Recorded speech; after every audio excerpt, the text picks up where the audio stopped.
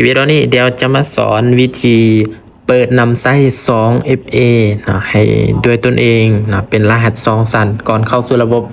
นะขั้นตอนแรกเนาะให้ทุกคนมากดเข้าบอล3ขีดเนาะกดเข้าไปหลังจากนั้นให้เลื่อนลงไปให้กดคำว่าโปรไฟล์นะกดเข้าไปบนโปรไฟล์กดเข้าไปปุ๊บแล้วให้ทุกคนเลื่อนลงมาเนาะเลื่อนลงมาทางด้านลุ่มเนาะจะเห็นว่าให้เขาเปิดเนาะกดเปิดรหัส 2FA นะกดเปิดเข้าไปเลยกดเปิดปุ๊บแล้วมันจะเด้งเข้ามาอยู่หน้าตาประมาณนี้นะหลังจากนั้นให้ทุกคนมาพิมพ์เนาะรหัสผ่านซองว่างตัวที่1เนี่ยรหัสผ่านของอีเมลตัวที่เขาจะเปิด 2FA นี้นะให้พิมพ์เข้าไปเลยเนาะตัวอย่างรหัสอีเมลเนาะ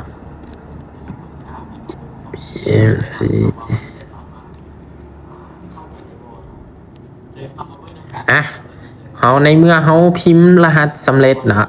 หลังจากนั้นให้เขามากดคัดลอกนะคัดลอกตัวนี้เนาะกดคัดลอกเลยกดคัดลอกปุ๊บนะแล้วให้เขานั้นไปในแอป 2FA ของเขาเนาะ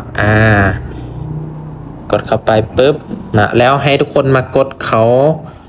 บนไม้บวกนะไม้บวกวันนี้นะกดเข้าไปเลยกดเข้าบวกแล้วให้กดคำว่าปอนนะการตั้งค่าปอนสิทธิ์การตั้งค่าเนาะช่องว่างที่1ให้ใส่ซื้อของเฮาเนาะซื้อของเฮาเป็นแบบใดเฮาใส่แบบนั้นเนาะแจกเนาะซื้อผู้ใช้ใน BX Trade เฮาแบบใดเฮาใส่แบบนั้นเนาะจาก PMC ก็ได้หลังจากนั้นให้เฮามากดวางกดวางQR ตัวที่เฮาคัดลอกตัวนี้เนาะมากดคัดลอกมาเลยแล้วก็มากดวางใส่ปึ๊บแล้วทุกคนก็จะได้เห็นปะรหัสมันก็จะขึ้นมาเนาะรหัสมันก็จะขึ้นมานี่เนาะ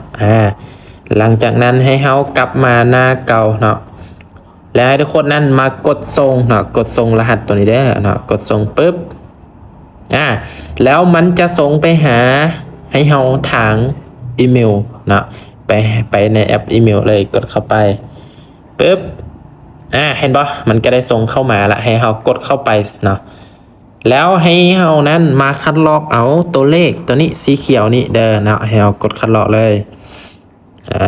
คัดลอกนะแล้วกลับมาหน้าเก่ากดวางใส่เนาะให้เฮ็ดทันเวลามันมีเวลานับเห็นปะ2วันที่3คือรหัส 2FA ตัวที่เฮานั้นไปเปิดเมื่อกี้เนี่ยเนาะมาเลยเนาะมันมีเวลาเห็นปะมันนับถอยหลังถ้าเวลายังไรกดคัดลอกไปเลยแล้วกดวางแล้วกดเปิดใช้งานปลิ้งเห็นปะก็ถือว่าสำเร็จเห็นปะง่ายๆทุกคนวิธีเปิด 2FA มันต้องเฮ็ดแข่งกับเวลาถ้าหากว่าเฮาเฮ็ดบ่ทันเนาะมันก็จะบ่ได้นะถ้าบ่ทันเทื่อนึงเฮาต้องเฮ็ดใหม่เรื่อยๆต้องคัดลอกไปเปิดใหม่เรื่อยๆนะ